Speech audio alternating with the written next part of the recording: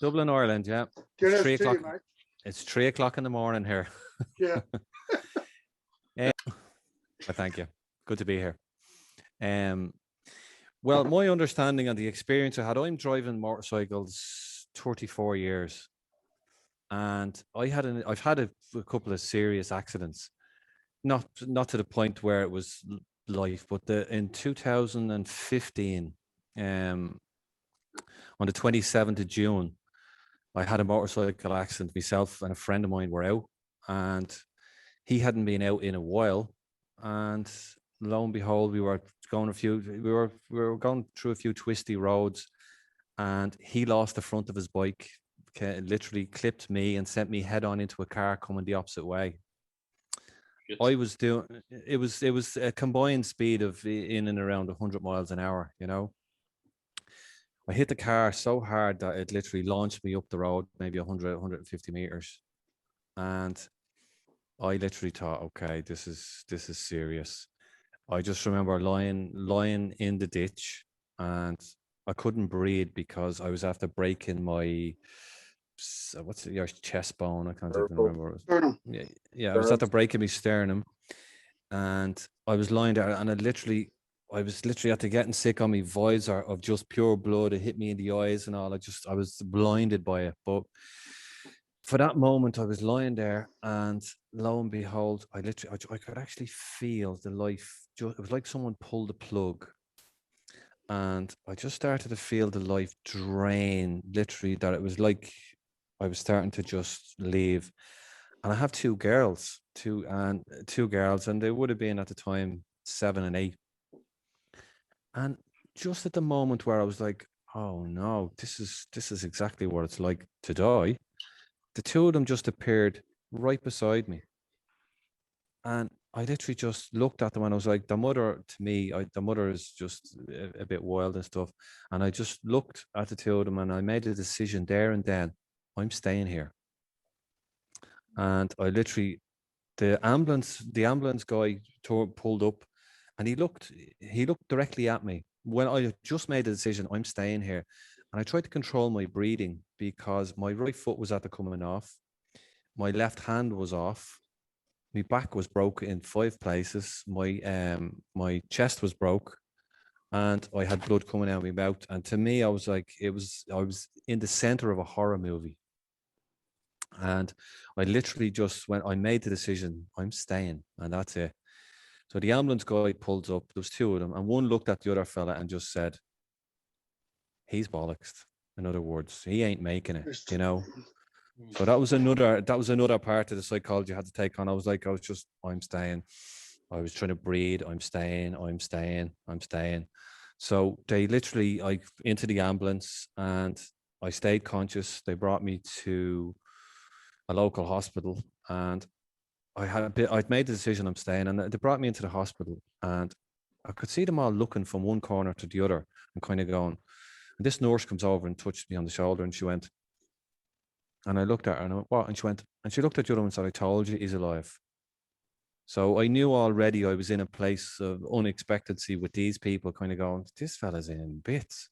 You know, here's some of them here and some of them is over there. And, you know, and lo and behold, I looked at what was going on, and I'm again trying to just breathe through it. So just on the story of the actual death part, I was in a coma from that situation for 4 weeks. And in the coma, I was actually tested 3 times. My will to live was tested.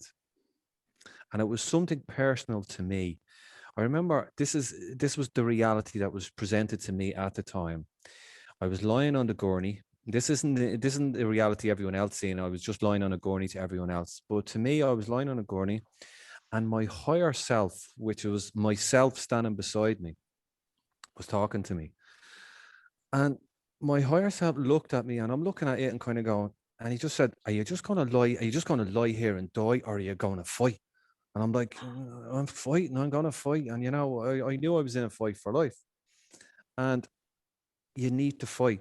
And at that time, there was 8 soldiers, and they all had weapons. And I could hear a talk of, we're going to literally chop them up and DHL them, and so, we'd sell this part and that part. This was the reality I was presented.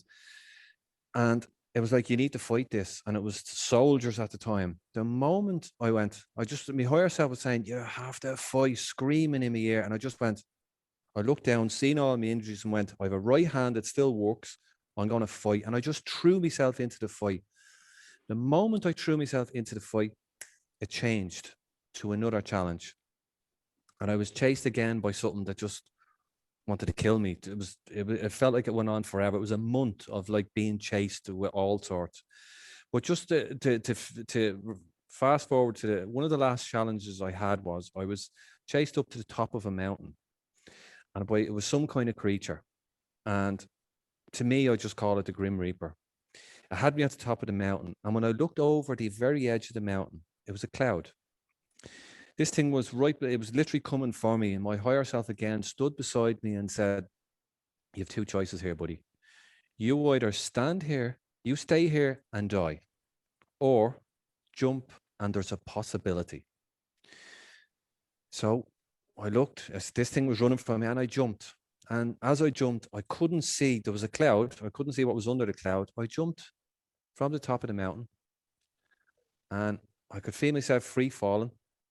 And when I landed, I actually landed in the bed in the hospital with the jump blades on me, the yoke. And I came back through, and I was kind of like, and they were, we have him back, we have him back. And it truly showed me that my mental choices on the other side where I was the only thing that kept me alive. If I actually had went, oh, sure, that's it, I'm bollocks now. Sure, I'm in bits, so sure, I may as well. I didn't accept it. I wouldn't accept it. And it challenged me to the point, if you are going to live, you are going to show us your will to live stronger than you've ever done in your entire life. And this was the reality presented to me. So if there's anyone ever out there that faces a reality that I was so outgunned, outmanned, outnumbered, that there was just no chance of me winning, but I still decided I'm going to fight. And that fight alone is why I actually sit here on this day. I was in hospital. I done a month in a coma, and after a month, I came to, and I literally looked at myself. My right foot was after being reattached. My left hand was reattached. I had a titanium bar that ran about that size up through my spine and onto the last four vertebrae, and it literally holding it together with titanium and stuff. And I'd internal bleeding, all that was all kind of sorted. But this was the reality I woke up to. I woke up in ICU. Then it literally went down to the point where I was able to kind of move and stuff like that, But it gave me such an insight to death that I'm not actually afraid of it, because I was there, I faced it. And people, seen comics and stuff about the Grim Reaper and this, that, and the other. The Grim Reaper is whatever your consciousness actually holds to your biggest fear. Mm-hmm. And for me, that was like it was literally unarmed, fighting a load of soldiers with serious weapons. There was never a chance of winning or another thing after me. So the will to live is the reason I'm alive. And my higher self was beside me. And if I had went, sure, look, it's over now, I have absolutely no doubt in any way, shape, or form that I wouldn't be sitting here on this day. Still gives me shivers. Mm-hmm. So and the doctor basically said I'd have titanium in my spine for the rest of my life. He said there's only one way, he says, that you will ever get that out, is if something happens. And a year ago, I bent down to tie my lace, and it snapped in two places. And June just gone, I went and they had to reoperate and take the whole lot out again. I have my freedom back. I got the titanium out on the 16th of June, and I had a new bike on the 29th. It gave me back all my freedom. It was fantastic. It was like I weathered the storm. My consciousness allowed me to navigate within that space, and the healing that I brought upon myself from that, because I was grateful. that I was alive. I had doctors coming up to me and saying, look, do you need to speak to someone about this? It's psychologically huge. And I said, I woke up with my heart full of gratitude that I'm alive. And whatever is left, I'm going to enjoy it. And it was a beautiful, I had at one stage, I had all the fights together, horrified, terrified, and petrified squashed into one. So I've lived right through the whole lot of it. And the other side of it, it's literally, I walk around life now with such a gratitude that I'm still alive. I've actually two bikes and another one on the way. I have me off-roader, me one for on-road, off-road, and then just me full on-road. So, you know, I'm back and it's fantastic. And literally, I learned so much. I went on to learn so much about energy, healing. And I done a course in Gibraltar about QHHD, the quantum healing hypnosis technique, which taught me about different dimensions within the experience that I had when I was fighting for my life at that time and stuff like that. So it set me on a path that now I'm actually looking back and I have gratitude for what I experienced, even though, as I said, it was terrifying and stuff like that. But I actually feel it has made me a better version of myself because, as you were saying yourself there, then pink goggles aren't there anymore. I'm fully within reality. You know, I know what's going on, especially the big lie that's out there at the minute. Like, I see exactly where we're at, and I walk along with gratitude. And literally, if there's anyone when it comes to healing, never let a dis-ease or something broken within you into your consciousness. It might be in your body, but not in your consciousness. And that's been my experience. It's been beautiful, terrifying, horrifying, and amazing. And it's given me such Thank an you, man. insight into the death experience. I'm not actually afraid of it anymore. They say when we leave this realm of mortality, we live in a 3D realm. They say when we literally we leave this realm of mortality, we literally go straight to 12D and come to our all knowing, and all the memories from our previous experiences just come flooding back. We have more friends on the other side, family, relatives, all the way back through our lineage, waiting on the other side. And I mean, I had to face death. My mother passed away 2 years ago, and all the family were really. I was the last person to hold her hand. She took her last breath. I remember saying to her in a very calm way, because I experienced the other side, and I said, "Mum," I said, "your consciousness is now in the room. Enjoy yourself. This is a beautiful experience." They say anyone that leaves this realm of mortality, the only thing they can take with them is if of a low nature is the grieving of their relatives. So I sent her off with a smile, gratitude. I said, check in with me every now and again, because this is the reality I'm in. You're able to see into mine. So yeah, I'm grateful. I'm happy, and I'm buzzing to be back on a bike. And this is exactly why I wanted to do this meeting about this subject, because I am so glad that we have a speaker like you who experienced it. Because Well, I'm if it could help anybody, if it helps one person in the world, it's my payback for the experiences that I've had, And as I said, some of it just wasn't pretty. I have more scars on me than an X and O's game at this stage, but that gives you character. yeah, It looks a bit like Frankenstein. Everything works, Every single thing I have works. I've a little bit. My toe is still broke, but who's going to give out about a toe after all that? You know what I mean? So, it's just an you know. amazing thing, man. It's. I think that most people don't want to talk about it is because they don't know what it is, what happens, and hopefully Mm-hmm, a lot of those people can watch this and they can start to understand what it actually is. Because your story, there, I've researched this. I've spoken to people who have similar stories, and they all say kind of the same thing. They have these out of body experiences. There was a mm-hmm, woman that she was in a coma for like 4 months, and then she, she was basically the first. I think the first week, like she was dead. Like they were gonna pack her up, and then her heart started beating all of a sudden, like in 2 days or something. And then she was in a coma, and then she came back and explained all the stuff that went on with her. I believe her story is somewhere on the internet, but people that are watching this, stop hiding from it. And as you can see, uh this notion of death gave this gentleman that was just speaking another outlook on life. It gave him a different life. So death gave him a completely different It life where he can it actually see clearly and it, see pro- through. it, pro- it proved to me that literally there's no need to have any fear whatsoever, for the simple reason we all have an out day. And if we fear something going to happen, like it's not going to happen before the time, we all have our records in the Akashic records, and we all have an out day. So I knew for a fact. I spoke to a specialist doctor after my experience, and he said, Andy, there's 13 things on the list of experience of stuff that you had. He said 7 of them are killers. And he said, I can't actually explain to you, he says, why you're alive. He said, all my medical knowledge is, I can't tell you why you're alive. And I said, I can. And he said, go on. I said, it wasn't my time. I still have stuff to do down here. And it was real. And he just shook my hand and went, I can't argue with that. Mm-hmm.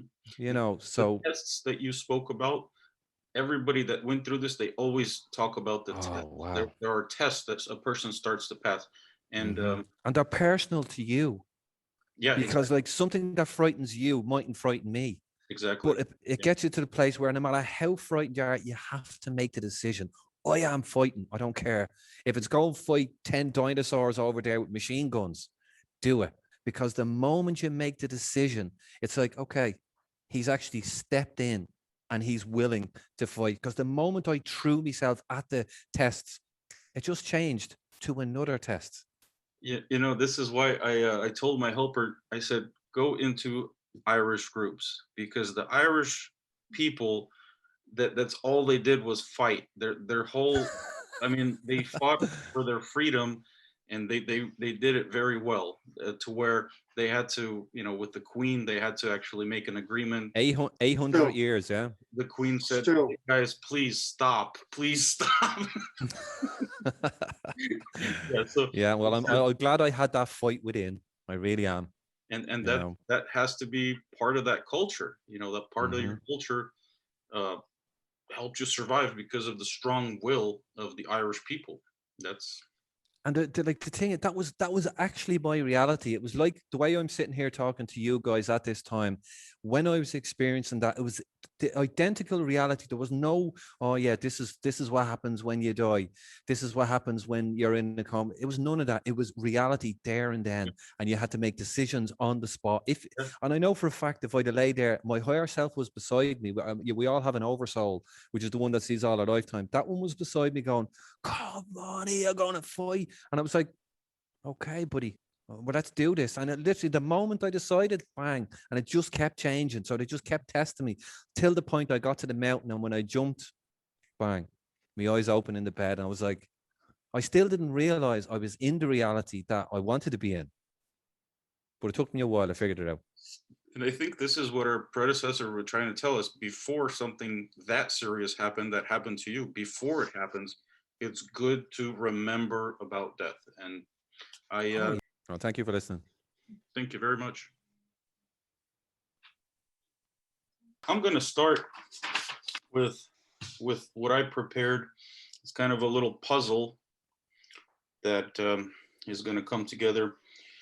So yeah, the first thing about it is, what I noticed is the people didn't want to talk about it. And like I said, here we don't have that many people. A lot of people didn't show up. The previous chat we had about freedom, there was like 50 people that wanted to join, and everybody was ready to talk about freedom, but not about death.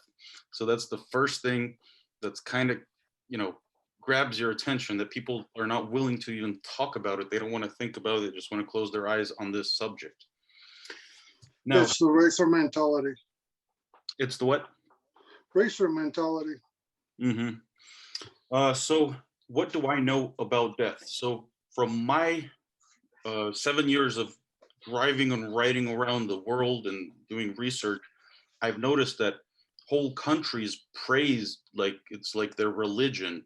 Uh, Spain, Mexico, Palermo, Calabria, and I'm sure many, many other places, they for some reason praise this death.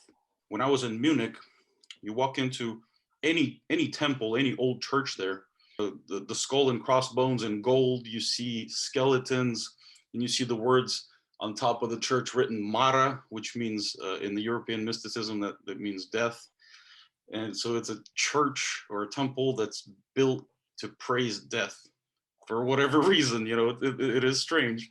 So those are the few things I know about it, is that our predecessors praised it for some reason. Then we went further, we started translating some fencing books, and in one of the books, it actually said that if you remember about death, like you remember that you can die tomorrow, you get more done. And that's kind of, I'm guessing, one of the reasons that our predecessors praised this term, because if you forget about it, like most people are doing now, they're closing their eyes. They think they're going to live for many, many more years, and they got a lot of time, and they can carry themselves a certain way, like they're, invincible. And that's something our predecessors didn't do, according to all the architecture and everything that I've seen. So our predecessors remembered, they remembered about death. So they got a lot of stuff done, and they carried themselves in a way. Obviously, everybody back then were carrying a sword around. So if you forget about that, you might just die right now. You say something wrong, and the guy's gonna stab you if he's a better fencer, and you die. So I think that's something they wanted to tell us by building those buildings, it's a good idea to remember about it. And so that covers that part of it. What is my relationship with death personally? So, I look at it as, you guys remember the movie The Matrix? There was a phone booth, and the guy would run to the phone booth and call, and then he would transfer to a different world from the Matrix. So that's my relationship with it, is that phone booth. It seems like when you're, walking around, it almost looks exactly like the Matrix. There's, beautiful cars, beautiful women, nature, all this beautiful stuff in the world.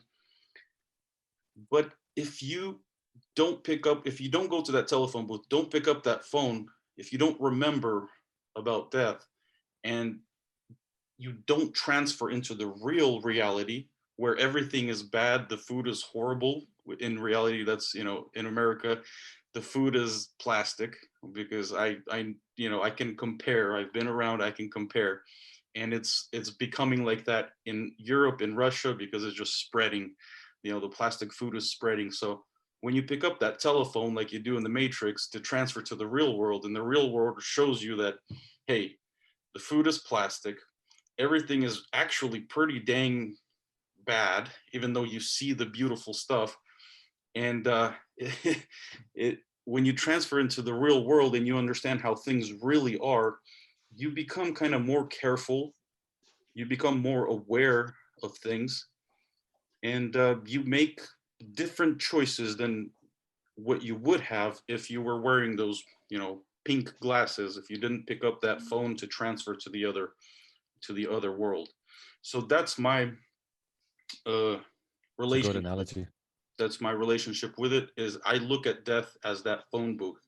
And if I get carried away with the Matrix, and I don't remind myself that, hey, sometimes I need to wake up and look at the reality. Like Tom, I read that post about Facebook on your page, and that is the reality. That, you picked up that phone, that's what it looked like to me. You picked up that phone, you brought people back to the true nasty reality, with the bad food, where you're sitting in a ship, with a few people, you're wearing all this nasty clothes. That's how life really is. And I really actually appreciate that post, because it was a great post. That's what that phone booth kind of does. So that's the point that I wanted to make. And thank you guys for listening. And let's move on to somebody who's ready, whoever's ready to take it from here. Tom? Yeah, kind of listening to that, I'm a 1% biker, so my mentality about death is a little bit more, I guess, lax, you'd say. I know the lifestyle I live. I know the lifestyle I'm around and the people I'm around. I know it's 9 times out of 10 brothers I've lost on the road, and accidents I've been into were caused by other people. You know, I'm not gonna say every biker is killed because he's an idiot, because there are some that are. But death to me is guaranteed. I mean, you know, today's considered a gift because tomorrow's not promised, right? So that's why they call it the present. I don't dwell on when it's my time. I don't have time for that, because you know I got to live while I'm alive. I have one life to live. I don't know when it's going to end. Not my choice to make. You know, some of what you're saying, some of what the man from Ireland was saying, you know, it revolves about personal beliefs, like, you know, those that are religious, you know, the belief in God, whether it be Christianity or being a Jew or being, you know, Catholic or whatever the case may be. Death has many different things, man. I mean, they can't prove one way or the other because they ain't figured out the brain yet to be able to understand, you know, what the man went through being in that coma for a month. You know, he could have been dreaming for a month. It's just been a dream of hell for a month. I've witnessed accidents like his, and they're pretty gory to even see.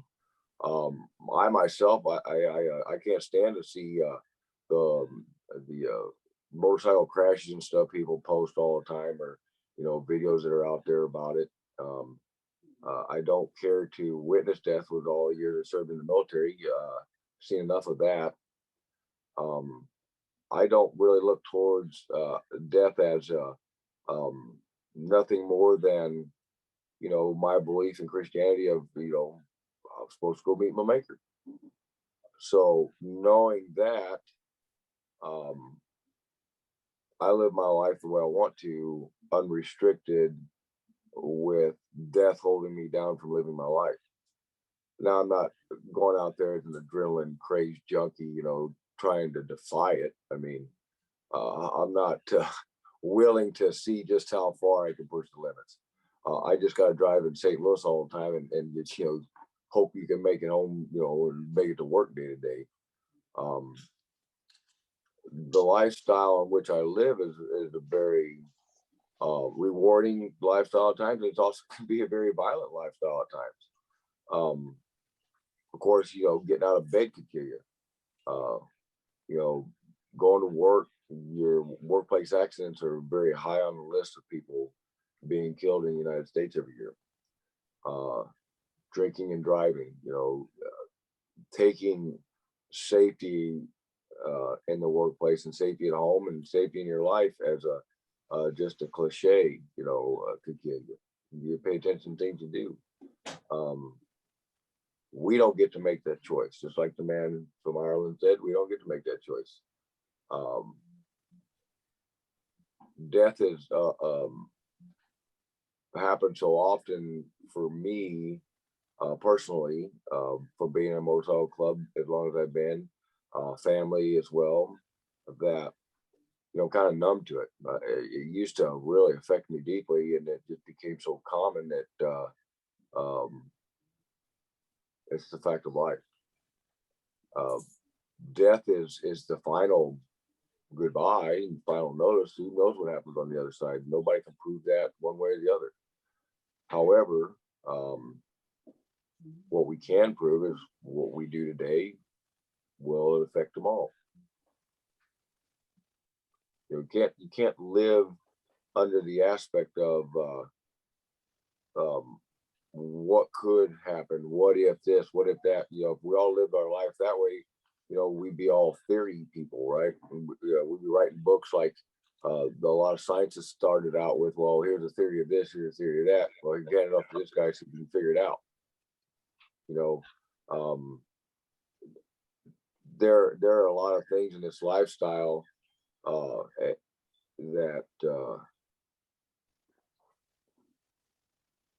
make you reflect a little bit more on life when you lose somebody or when you witness death. It makes you think a little bit more clearly, and makes you think a little bit more eh, more wisely before you do something.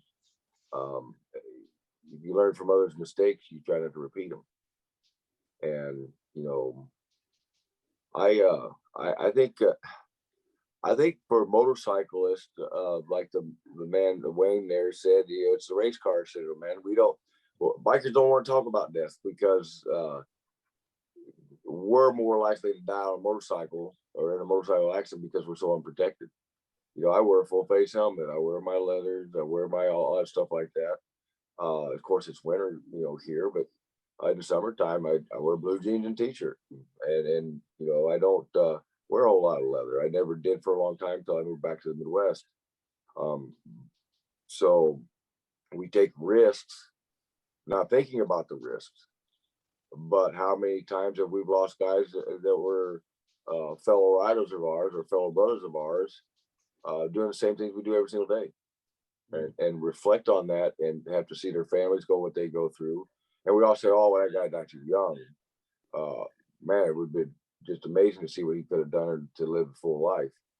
Well, I was my brothers that way. I want them all to die old age, but riding a motorcycle is something that people aren't attuned to because they're too busy in today's fast-paced world of technology and cell phones and texting and teenagers that now have all these distractions. When I was a teenager, we didn't have hardly any of those distractions. The radio was our distraction. You know, looking at pretty girls that were driving by was a distraction.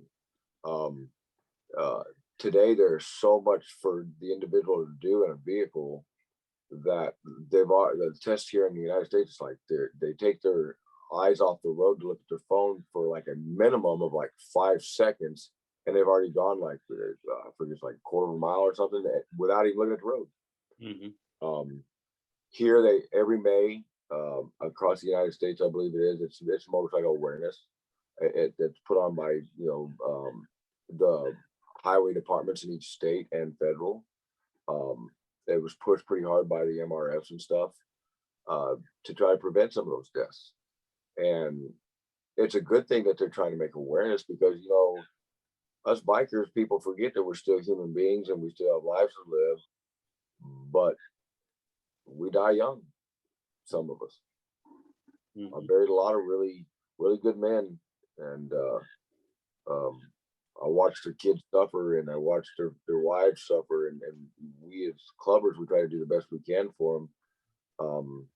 But it's a permanent thing. Some of the guys with the biggest hearts that I've ever known in my life never really had a violent bone in their body to do anything for you. I mean, some of the best brothers I've ever known, you know, died young, or did they? They went when it was their time, and unfortunately, it was a fiery motorcycle crash. Mm-hmm. Those are really upsetting, but the motorcycle club community has, you know, things that we do to honor that, right? We have the long pack rides, and then we bury our brothers. We don't, you know, most clubs won't allow the funeral home to bury the casket. We do that ourselves. We honor the fact that that brother had one hell of a life, and that's what we honor. In death, he's gone. We can go visit a gravesite. Well, we can go visit where we spread his ashes. We can talk about him and his memories, but death in the MC community is something that is very traditional and a prominent thing. Mm-hmm. Well, Tom, you know, to me, it really sounds like you are kind of describing the same thing I was describing, just in different words. That there are people out there with those pink glasses on, and the reason that they're so, you know, you're talking about awareness. Awareness is actually what our predecessors were telling us. You got to remember about it, and the more people don't think about it, they try not to think about it, try not to remember death. That's when accidents happen. That's when someone becomes, you know, they feel like they're invulnerable. Love it. Yeah. I feel like it's never going to happen to them. Yep. That's the world's mentality now. That's exactly at that time when those pink glasses come on your head and you hit a biker, you know, because you're texting on your phone. You got to take off the pink glasses. And this, you know, that's why it's very interesting that right now not a lot of people want to talk about it, because not a lot of people want to take off those pink glasses. They don't want nothing to do with death. They don't want to think about it. And that's We one can of all tell stories like the man from Ireland told. We've all lived in some form or fashion of that. Where, you know, I've been in accidents. I'm sure Wayne's probably been in an accident or two. You know, riding a motorcycle is not about when or if, or it's not about if, it's about when. If you're going to ride a motorcycle, you're going to wreck a motorcycle. Whether it's your fault or not. I would probably want to disagree with that, because I think you can minimize the chances of that if you constantly remember about death, because you will carry yourself completely differently. You will go slower. You will be more aware. Not necessarily at all. I would hate to disagree with that. But what we're talking about here is the mentality of death and where it comes from versus the motorcycle itself. The motorcycle experience, all death is doing is teaching us and keeping us on our razor's edge so that we can better ride to defeat death. Or try to postpone it to another day, possibly. Exactly. Well, that's exactly what I'm saying. That's the only disagreement I would have with the whole argument that death is inevitable, because I've been on both sides of the fence and I've also done 300 miles an hour on a bike. Fair play. Hey, I'm a 1%er, man, and I put my hat on to you. I don't want to go that fast. I think about 125, and I went, "What am I doing? This is stupid." I'm not in a hurry to get a beer, man. I got to slow down a little bit here. Well, I got a bike that'll do it. I just don't want to. Mr. Billy Wayne, if you can, you know, Okay, that's very interesting. You want me to talk a little bit about my experience with death? Yep. Mm-hmm. Okay. Can I get everybody on the page, because it's kind of distracting just looking at one person, or is that the way Zoom is? You click up on the top up there, and there'll be a thing that tells you the different ones. You just click on that. It has like 6 or 8. There you go. Thank you. Get everybody at once. Thank you very much. I've never used this before. Uh-huh. Now, I've been on a motorcycle since the day I was born. I was brought home in my mother's arms in the sidecar at the Air Force Base in Chandler, Arizona. At the age of 5, I got my first own motorcycle. I've been riding since then. I'm 52 years old. I have never had a major wreck on the road. I have had major wrecks in competition. And the reason for that is because simply when you're racing, you are after the edge, you are after that very instance where you outride, you go faster than everyone, and you're walking that envelope. And when you mess up the envelope, you're going to crash. I crashed. My first major crash, I was 16 years old in a Baja 500. I was doing triple digits through an Arroyo, and somebody built a adobe bridge straight across the Arroyo. The adobe walls were 14 feet high. There's no place for me to go except for straight into the wall. And as I hit the wall, I said to myself, this is going to hurt. Hit the brake, clutch, feel it through, go limp, fly. And I did. And I went over the wall And I got up and I walked to the next checkpoint carrying the bike. But my experience with death came way before that. I have a scar on my head. I was run over by a pickup truck. I fell out of the back of a pickup truck from some kind of bump or something. We don't know for sure, but I was probably, I think I was about 10 at the time. I died 3 times on the way to the hospital. I have a permanent blindness in my left eye. There's a blind spot. What it did was kill the capillaries in the very center of my eyeball. And I've been racing since I was 14. And racing, I do mean as fast as the bike will absolutely go on this planet. And I've taught motorcycle safety. I teach it. I'm an advocate for self.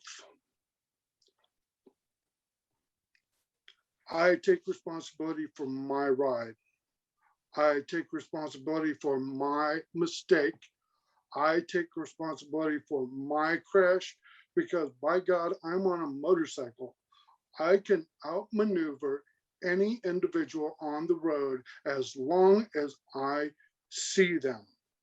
And we all zone on the road. You know, you got that great green grass, you got the good wind, you just hit a weather wall, you and your brothers are riding together, the noise is there, and you're almost asleep in your brain, and somebody has an accident. And sadly, we lose people doing that. But people say, oh, that person didn't see me, but guess what? We need to take responsibility for our own problem. I agree. And the death part of my story is, I guess, because I was so young and I faced it up front in the beginning of my life, I have no fear of that asshole. Now, as a racer mentality and wanting to go as fast as I can all the time, even on the road, man.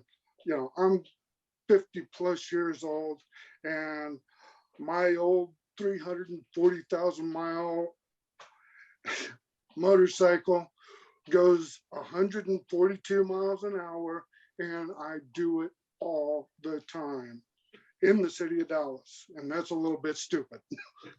But oh yeah, especially all the cross rockers out there, man. They're probably trying to race you. But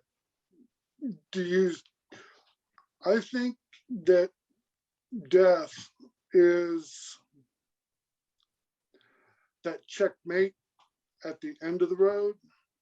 And if we as motorcyclists see it for what it really is, which is a reminder, a lesson, everyone who's died learned a lesson, a life lesson that changed their life from that point on. Yep. So, yes, we're going to build temples to death. Yes, in Mexico, it's one big ass party, and I know it's the same way in Dublin.